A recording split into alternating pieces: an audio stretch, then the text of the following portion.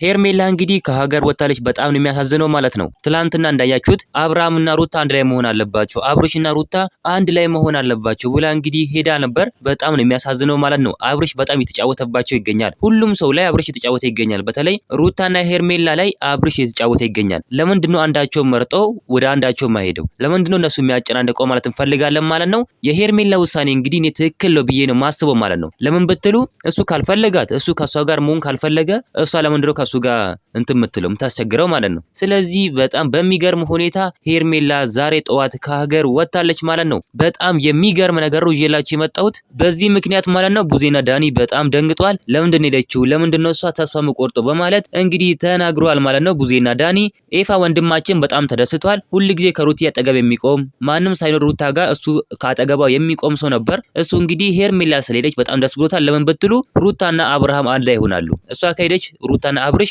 አንድ ላይ ይሆናሉ ማለት ነው። ለዚህም ነው እንግዲህ ወንድማችን ኤፍሬም የተደሰተው። በጣም ደስ የሚለው አብርሽ አሁንም ወደ ራሱ አልተመለሰም። አብርሽ አሁንም ወደ ራሱ መመለስ አለበት እንላለን ማለት ነው። ወደ ራሱ መመለስ አለበት እንጂ ዛሬም አልተመለሰም ወደ ራሱ። እንደ ህፃን ነው እያደረገ ያለው። እኔ ህፃን ነኝ እያለ ይገኛል። እናንተ ምን ትላላችሁ? ሀሳብ አስተያየታችሁን ኮሜንት ላይ ማስቀመጥ እንዳረሱ፣ ቪዲዮን ላይክ፣ ቻናሉ ሰብስክራይብ ማድረግ እንዳረሱ። በሌላ ቪዲዮ እስከምንገናኝ በያላችሁበት የዓለም ዳርቻ ሰላማችሁ ብዝት ይበልልኝ። ደህና ሁኑልኝ።